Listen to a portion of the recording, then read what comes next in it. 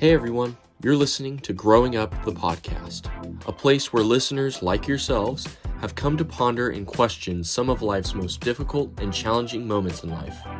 But not to worry, this is a safe space for all of us to think, learn, and grow with one another in order to becoming the incredible people God created us to be from the very beginning. Now, without further ado, let's get into it. Hello everyone, and welcome back to another episode of Growing Up the Podcast. I'm extremely excited for this episode specifically because I have my co-host finally here, and we're just really excited to bring you some more content. Thrilled. Yeah. This is Kyle. For those of you who don't know, Kyle, why don't you give us a little bit about yourself? Hello, my name is Kyle. I'm 26 years old, happily married to the coolest youth pastor in the land. Woo. And together, with the help of amazing leaders, such as Mr. Preston over here, Yes, sir. we help run Hope Students Ministry for Hope Point Church, Olathe, Kansas. Absolutely. 2080 East 151st. Come check us out on Sundays. Yeah, if you happen to be a youth kid and are looking for a church and are nearby, maybe come check us out. You might see us cool leaders there. Wednesday nights, 7 o'clock. Or Sundays, if you just want to come check out normal service. Or both. Both. So today's topic is patience. And we already discussed this, but do you struggle with this at all? I have been known to struggle with patience in my life. It's not a strong suit of mine. Yeah. I struggled a lot when I was in, I'd say more high school. I was about to say middle school, but I think middle school was it was like childish impatience. Like, I want it now, but now it's, when I got to high school, it was heightened, but then over a lot more things. Like, whether if I was in a line waiting for food, just go, walk, or even just like walking down the halls was aggravating because Traffic. Yeah. Me. Yeah. Well, I know you went to a school that didn't have as high of a like population of students, right? Oh yeah, very low traffic hallways, very small school. So I guess I didn't have that problem quite as much. Yeah. So I bet you watch like those high school movies and you're like, I don't get it. This is so dumb. That's not realistic. Yeah. Oh, yeah. Is there anything from your high school that you remember patience being a really tough challenge for you? Probably just everyday classes I kind of struggled with because it was, I don't want to say I was a pretty smart kid, but I got pretty decent grades, so school was kind of easy. So then I got bored very, very quickly, and it was like reading ahead and stuff. If we were doing reading in class, I would take off and I would do all the reading, and then when it got to me to like actually read out loud, every single time I'd be like, where were we? And then I'd get in trouble. Yeah. So then you almost seemed like the kid who doesn't pay attention, doesn't do his homework. Oh, yeah. But you were just getting things done so efficiently that you had extra time to do what you wanted. I don't know if efficient is the word. It was kind of squirrel brain. But okay. I got my stuff done. Yeah. Just not really in the way the teachers wanted me to. Fair. Well, at least you got it done, though, right? That's true. I did. So classes were more of your patience challenge. I think, again, for me, it was just walking around in the halls because you got 2,000 kids, and it's a fairly big school, but nonetheless, like, you're walking from point A to point B, and 5 minutes isn't even enough. Like, even if it's just across the hall, sometimes you have to wait for, it's almost like rush hour, but just personified. Yeah, I'm very glad I didn't have to deal with that. I had maybe 200 people in the whole high school. That's insane. So our hallways usually weren't too bad. People were always goofing off and stuff, but you always loop around them because, the whole hallway's open. There's only 200 people in the school. Oh, that's so nice, man. So with patience, well, actually, let me back up a little bit. With your history of being Christ-centered, how soon do you think you became a follower of Christ? I've been Christian pretty much my whole life, but I didn't really become like actively involved in church to the point where I can be like I'm living for Christ compared to being like I'm Christian. Like I grew up in a small town in the Midwest. Yeah. Everybody's like Christian. Gotcha. But I didn't really get heavily involved in church and like developing my relationship with God until I was probably like 17 or 18 when I kind of started really getting into it. And then it was like that 18 to 20 that I really was like, I'm in this. Dang. So I wanted to know so I could gauge my questions more appropriately. When you were in high school, you feel like you didn't have that sort of that relationship then, right? Not quite as much. Okay. Like it was just more of like a surface thing. Like I knew about Jesus, but I didn't like know Jesus. Yeah. Do you think your high school, middle school, whatever childhood experience would have been improved or different if you had that relationship? I had a pretty good childhood growing up, so like I can't really be like it would have changed my life. But Yeah. like, I mean, honestly, it would have. Yeah. Just because like you don't really know what you're missing out on until you really get involved, like until you start to see Right. that side of things. So like if I could going back, I would have definitely gotten to know Jesus sooner. Mm-hmm. But like I don't want to say it like wouldn't have been life changing, but maybe not in the way you'd expect it to be. Right. So a decent amount of change, but not significant to make it like some huge story. Like Yeah, like thankfully I never went really through like anything traumatic growing up or anything, or had like a hard upbringing. My parents were amazing. Like yeah, I was very blessed life. That's growing awesome. up. Yeah, I too was in the same boat. I think throughout middle school and high school, parents were great. School was honestly, it wasn't bad. It wasn't like something I could complain about because, yes, we have bullies, we have people who are just kind of annoying throughout high school, but besides that, there really wasn't anything I can complain about. And like you said, I think I could also agree with the whole, like, it would change, but it wouldn't have made, like, the most significantly huge impact to then, like, 180 where I am now. Like, I would have eventually been here. If anything, it might have spurred me to start this maybe, like, a couple years sooner. But nonetheless, we got here anyways, so... but with patience, there's more patience that goes beyond just with people, right? You were talking how even sometimes in work, some people can get on your nerves, right? Absolutely. Right. And I think sometimes we can even have that same reaction with God, which some of our students and our kiddos who might be listening might be like, what? Like, that almost sounds like, it sounds weird to say that. Like, you're patient for God as if he's not, like, quick enough for you. But in reality, what I think I want to clarify is it's not necessarily he's not quick enough. It's we're too fast for him, you know, and not in a good way. It's a way of like, if we're on his path that he has for us. I was trying to explain this to Ashlyn the other day, and I had this idea of making kind of a visual, and my example would be we're walking down the path with God, right? And God's taking his time because he wants us to enjoy our surroundings while we have those surroundings, right? Or even like learn those lessons that are in the here and now while we have the opportunity to learn those lessons. But oftentimes we get so freaked out and worried by like, oh, there's a fire coming up in our path. Like, what do we do? And he's like, calm down. Let's just stay back. I will get there when we get there, right? Like, I will handle it. Yeah. You don't have to worry about it. But then we're like, but it's in our way. It's a fire. Like, you know, like, and then we get so anxious and impatient that we end up going, you know what? Fine. Like, if you don't want to take it, maybe this is your way of saying like, it's my chance to come up and fix this on my own. But that's not. It's just his way. It's his perfect timing, right? So then we end up going over trying to put out this fire that we could never put out on our own to begin with, and then we end up getting burned, right? And then that sends us down another hole of oh, we think God did this to us, or like, just so many different things.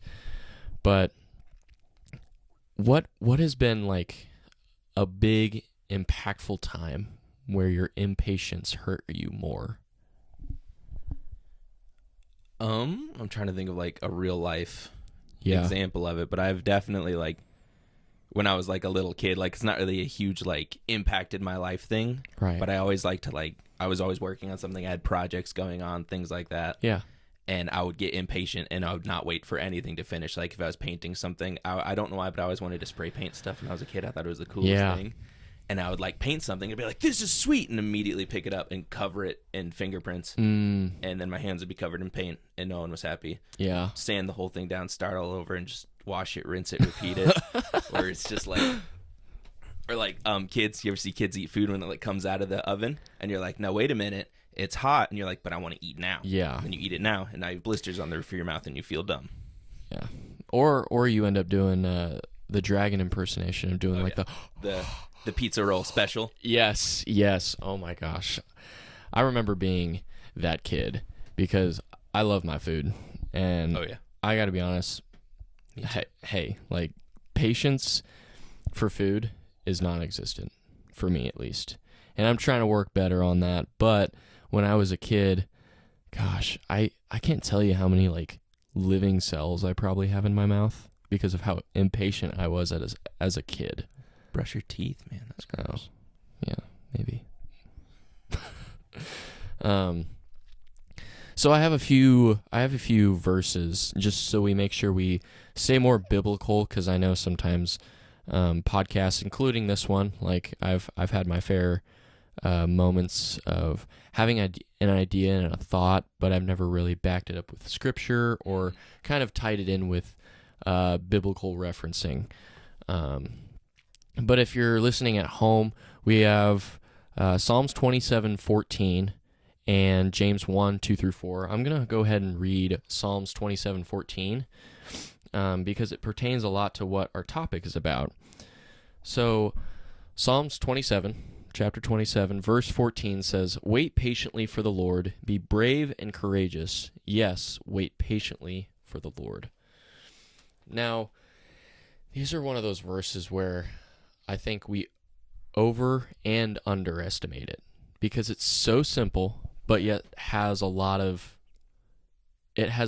oomph behind it, because when you do follow this verse, it significantly helps. Right? Like, and it's I'm trying to figure out what the wording is, but it's like the unexpected like underdog of a verse. Because you read it and you're like, oh yeah, well of course you need to be patient for the Lord. But then when you start putting that into practice, like the results really show. Yeah, it's kind of like, I hate to use the term cliche in the the Bible, but like the cliche verses that you kind of brush over because you've heard them 100 times. You kind of tend to underestimate the power that's in those when you stop and think and actually apply that to your life. It's like there's a reason they get used so much they become cliches, because they're powerful. It's true. Yes. I mean, and I love saying this, and what I want to say is people in biblical history even struggled with this, right? Like we had the disciples when they were out on the boat, right? And this huge storm, and God isn't worried because he's like, look, I can do this. Just be patient. Let me handle this. And then even with Lazarus. Yes. The story about Lazarus. I love that story because that story really just has the word patient in throughout the entire story. Because you have all these guys like with Jesus. I think we were looking up like fun trivia facts for like just Bible-based trivia facts, because for our event for Hope Students plug trivia night coming up. And so we were looking up some good trivia questions, and one of them was, how long was Lazarus dead before Jesus resurrected him? 4 days. 4 whole days. And Jesus wasn't in like oh crap, we gotta go. Like he was like, all right, let's make the trek now. Like he was very calm, very cool, very collected, but he was like, all right, well, I don't think my timing's right yet, but we can start making the trek now, but we're not going to rush. We're going to get there when I need us to. If I'm not wrong, it says he waited, like they reached out and they're like, our brother Lazarus is really sick. Yeah. And he got the message and he heard it, and then he waited a few days. Yeah, which it blows my mind because you're like, why would he do that, right? And I think a lot of us have that same like reaction when we don't feel things are going our way immediately. We're like, why is he doing this? Why is he waiting? You know? But the fact that that story portrays patience itself, because what ends up happening in the end? He shows up, he resurrects Lazarus. But one of my favorite parts in there is where it kind of points out, like I said, the very human factor of it. Because Mary and Martha are both like, if you would have gotten here on time, I know you could have healed him. Yeah. Like, it shows the frustrations that they're having, right, while still maintaining their faith. Like, I know you could have done this if you had been here. Yeah. But the fact that he got there and before he had to move the stone away, he prayed to God, which I feel like is a very impactful thing, showing that like even the Son of God still has to pray. Right. Rolled the stone away, called out to Lazarus, and he walked out.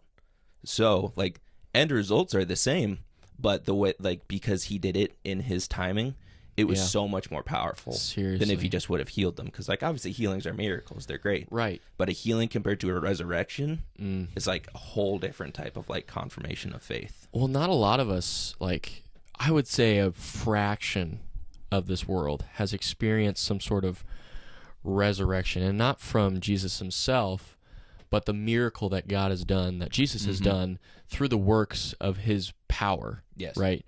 Like we've seen people who have gone into comas, been considered like scientifically dead, but then waking up several days later, just like Lazarus, right?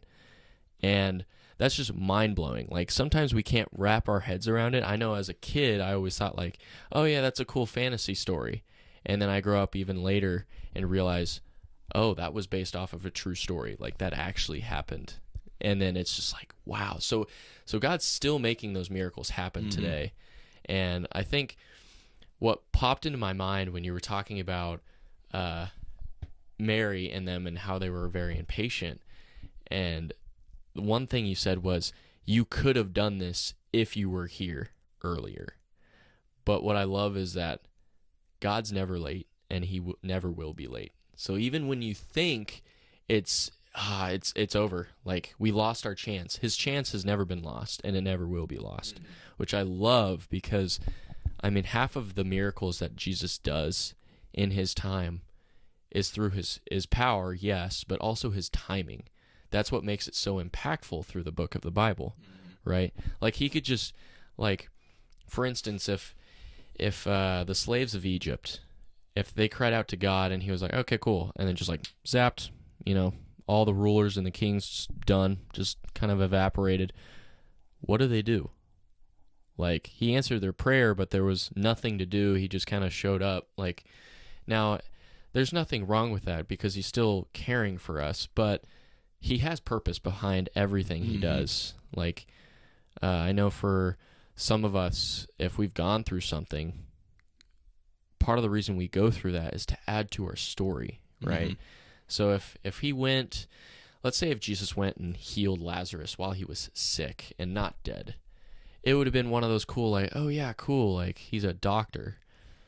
But then compared to like what actually happened, where he waits and he goes, okay, after he's dead, I'm going to wait 4 days to really let it sink in to the people around him to impact the reaction when I do raise him. And then he goes and he raises Lazarus, which already is just insane. Yeah. Like no one's ever seen it done by a man, which part man, part God. But the point being, like, that's never been done, never been seen, and he still did it.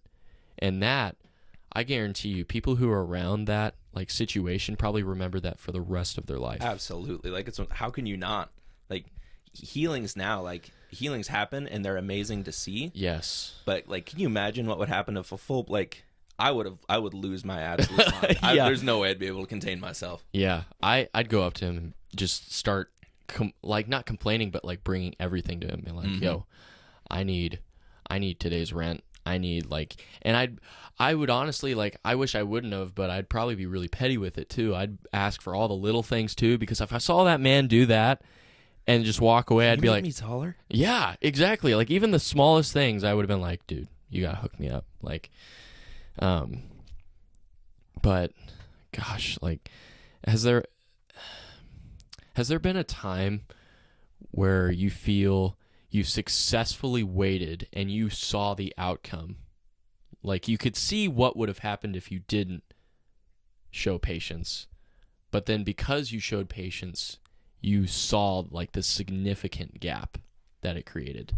This may be it was one of the weirdest experiences because it was, I don't want to say immediate because it took a long time leading up to it. Yeah. But the timing of it was insane, where it was almost like too good to believe type of thing. Yeah. But before we moved down here to help launch the church, I'd been saving up money, been working hard. I just graduated college. Right. I hadn't gotten a job in my field yet, so I was working in a factory. It was hot. Days only was like 12-hour days, 5-6 days a week. But I was like, I got to do what I got to do. We got to save up money, and we got to come to Kansas City because I know it's like the call that God put on our life. And I was like, it's not going to be fun, but I'm going to trust the process. I'm going to grind it out, and we're going to do this. Heck yeah.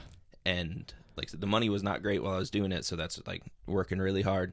But the whole time working in the factory, just kind of standing in my own little box, hanging stuff on an assembly line, I had a lot of time to think. Even better, I had a lot of time to pray. So that's what I did, like pretty much day in and day out, is I just talked to God all day. And I had gotten an interview after working at this place for quite a long time. I went to school for biomed, so I had a degree in biomed, and the hospital in the town where I lived had a job opening for a biomed position. So I went and I interviewed. I was obviously pretty worried about it because I didn't have any like applicable experience other than my degree. So anytime you go into something no experience, like it's always kind of intimidating. But my interview went pretty good. I thought it wasn't like anything ground shattering. But then I was still working in the factory in the meantime. I had been praying for, at the time, I was literally praying for provision.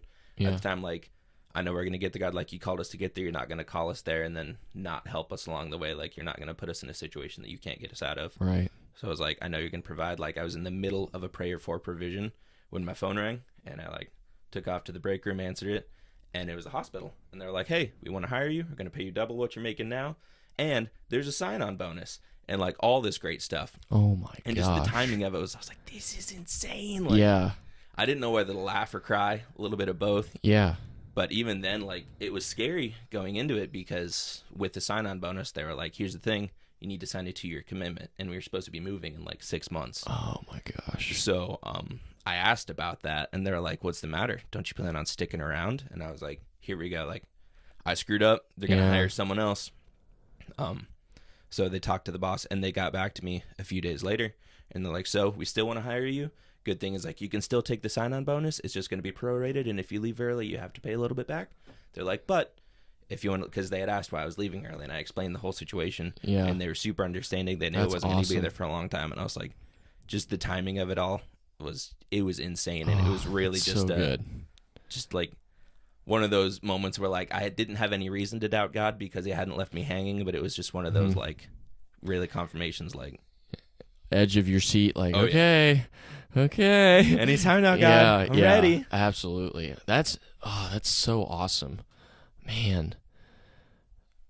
I've had something similar happen. It wasn't a job, but it was, I think, what was it? It was like senior year. And for those of you who don't know, my car is pretty booty cheeks. It's not the best, but it does get me from point A to point B, and I'm very blessed. And one day I ended up getting into a fender bender. It wasn't that bad. I'm okay. It didn't cause any accident. It was just in a parking lot. A truck came around. I didn't notice. He didn't notice. I kind of just scraped the back edge of his truck. And he had a really nice, like, brand new truck. I did nothing to his truck, of course, because I'm a little Acura, and I'm running into a huge Ford F1, like, you know, just a massive truck. And So I pull back in. I go over. I'm like, "Sir, are you okay?" And he's like, "Yeah, I'm fine." And then we got to discussing insurance, and then finally got like the payment because it was under technicalities, it was my responsibility, which I was like, all right, fine, like, and I'll pay whatever needs to happen. But I got a call from the guys telling us, yeah, you're gonna owe like $1,100 for not even slightly visible damage. He said, yeah, my suspension is a little wonky and it just needs to be fixed. And whether he was truthful or not, like, that's not the point. It was just like oh man, like, that stinks. Like being in high school, like, that's not a small amount of money. No. Like, it was like earth shattering. Like, I thought I was gonna become poor and then like live homeless the rest of my life. Like, it was riding a bike from here on out. Yeah, I honestly thought about that for the longest time after that, but I was like, you know what, fine, like, I'll pay it and we'll just move on. Like, I trust that God's gonna somehow provide. And to give a little back history to this, like 2 weeks prior, I hadn't gotten any money from my job. Like, the system wasn't working and I didn't get any money. Like, checks weren't coming in, the whole ordeal. And it was one of those life situations where it was like, it really can't get much worse than this. Like, so I was just like, you know what? It starts raining. Yeah. And then you're just kind of stuck there, and then like something else happens. I don't know, but it was just peak low, right? Well, lowest of low, not peak, but it just really hit me hard. And my dad, who is very well known in our family to be very good at praying over those situations, like the worst experiences, he's like, all right, well, it's time to pray, like, just right away. And so he told me, he was like, I think you should pray about it for a couple weeks, or a couple days at least. So I was like, all right, well, I mean, I got nothing else to do. It's not like I can really like change it myself. So I said, all right, Lord, like, I'm patient. I'm asking for more of your patience right now because I'm not sure what to do. I'm not sure what's going on, but I'm sure you have a purpose behind this. And so I waited for about a day. Nothing came in. A couple more days, nothing came in. And it was a lot like you. Like, I was like, man, edge of my seat. I'm like, okay, like, I don't have much time left where I can just wait around, but I was like, I'm still going to do it. Like, if that's what that's what's required of me to show that I'm faithful and I just want to wait for you because I know you're that powerful. Sure, I'll do it. Like, and so like a day or two before I was supposed to pay the guy, I got a check from my job. And so my dad, knowing the situation, he chuckles and he's like, hey, come look at this. And so he shows me the number, and it's not only $1,100, but it's the right amount of money to also give back with tithe. So I was like, you stinking booger. I was super excited, like, beyond belief, but I was just like, you know how to play games, don't you? It's always just funny. It's just like, yeah. God has a sense of humor. Like, yes, there's no he denying so it. does. Because I just felt like in that moment, he looked down and he gave me a little, like, a wink. Yeah, and I was like, oh, you dirty rascal. Like, you knew this would happen, and you got me all riled up.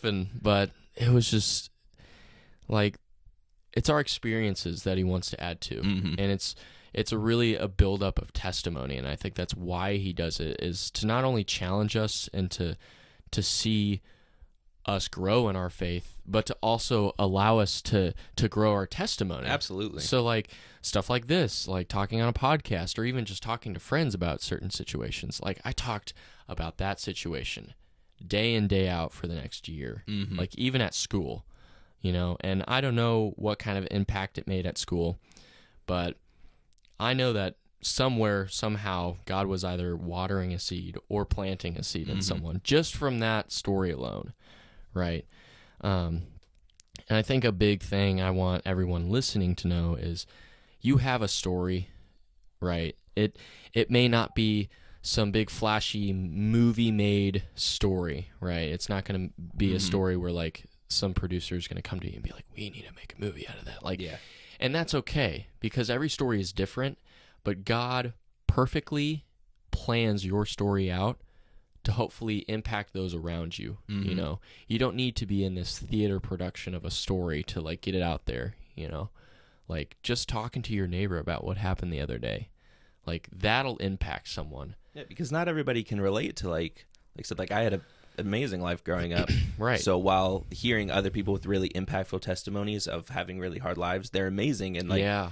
I love to hear them, but it's harder for me to relate to them compared to like the people that are like, hey man, I was kind of in your shoes, or like, Yeah.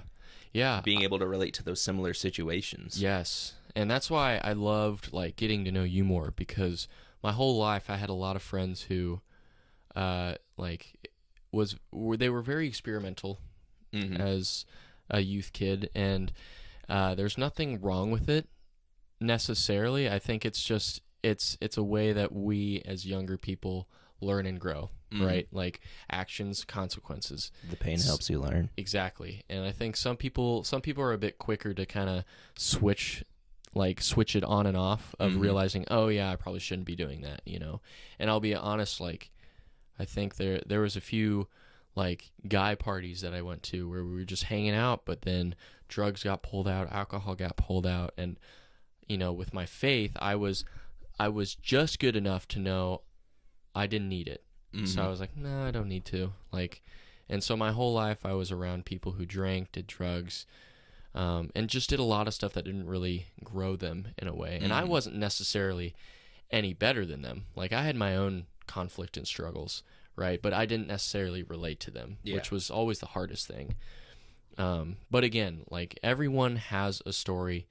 Don't ever shy away from sharing it, because your testimony is God-given, no matter what it may be, whether it's over patience, you know, whether it's over love, the kind of love that you felt from God that you felt you never would experience. Like your story is super impactful, and no matter what it is, don't shy away from it, and never compare your story to anyone else. I had that hugest problem of that, because I had all these, again, friends who had went through a lot more than me, like on paper, but their story, like I was just so inspired by the story, and I was like, well, my story is not even that cool. Like I was just like a good boy throughout my year. Like, but yeah, like he always has a plan for our story. Oh yeah, because like I've even known some people who like, again, same situation where like grew up without, I guess, what you would call like the super powerful testimony. Yeah. And they've used that as an excuse to kind of like stray from that, like literally using the excuse, like I wanted to work on my testimony, so that like they put themselves in situations that they knew they shouldn't be in, hoping that they would get some sort of like more powerful testimony out of it. Yeah. Which is one of those like wrong for the right reasons type of things. Don't do that.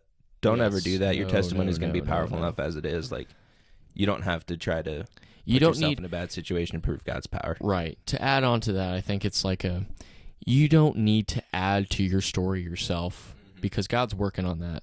Like if I felt like my story wasn't good enough, one, I'm already in the wrong, because God's going to use my story regardless. But two, just because I go out and do something doesn't necessarily add to it, right? Like it can add to it in a different way. It can make it less impactful, because if I told a story where I was like, yeah, I was just like a good Christian for the longest time, I strayed away and I felt like I needed to get back, so then I did a lot of drugs. Like that's like, okay, like I see your end goal was good, but your actions before were not necessarily the best, you know? So yeah, I think you're absolutely right. We need to be very careful with